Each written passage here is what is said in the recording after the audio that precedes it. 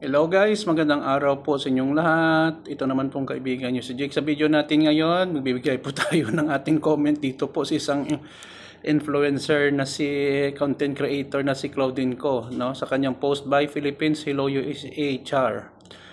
Dito po sa Pinoy, kahit saan, nagpost po dito ng article na si Claudine Co ay parang tatakas na sa Pilipinas kasi sa mga baser nag-criticize sa kanya, no, nagpo-flaunt ng kanyang kayamanan. Wala naman masama mag-flaunt ng kayamanan kung legal, pero parang nadawit po ang kanyang pamilya sa flood control projects. Ma'am Claudine Co, siguro naman sa sabihin mo nang nanggaling sa hirap mo ang pera na ginagastos mo sa pinapakita mo sa social media, be humble naman po. Okay? Kahit si Bill Gates or si pa mga billionaire, hindi naman nagpo-flaunt ng kanilang kayaman. Karamihan sa kanila namumuhay lang po ng simple. At kung may mga ano ka rin ng marami kang pera, ay sa iyo na lang yon. Huwag mo nang ipagmamalaki kasi po hindi po maganda sa isang content creator or bilang tao din na mayabang. Nagpapakita lang po yun ng inyong insecurity. So ano sabi ng mga netizen dito, mukhang tatakas siya at sa USA na magpapaka Prinsesa Char.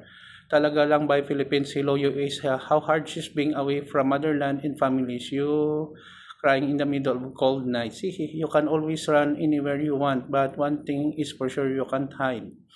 Wherever you go, whatever you do, the jail is right here waiting for you. Pakikanta lang please kung alam mo ha. Claudine Co, rap her real name.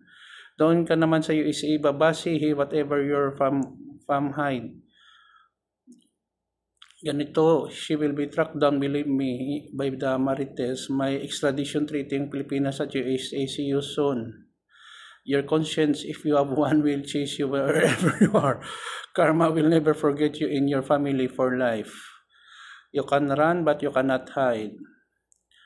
Claudine Co Tong, her real Chinese name. Ewan ko lang sa kanya, kasi may video po siya guys, nagpapakita siya ng 117,000 pesos ang kinain daw nila. Imposible naman yun, hindi ako maniwala. Diyos ko, siguro mawawasak ang tiyan mo sa kabusugan, no? Pang-hype lang talaga ito kay Claudine Co, no? Whenever you are, there are thought of ill-gotten wealth you around. All departure order, Bureau of Immigration. All departure order, please. May anxiety and depression pa yan.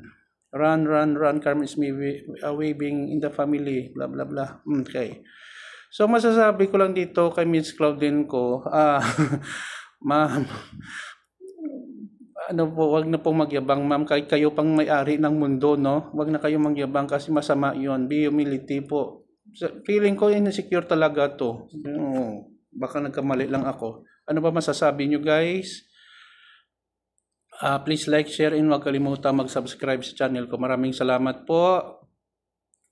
Mahal ko kayo. Ito naman pong kaibigan nyo si Jake. Paalam. Love you all.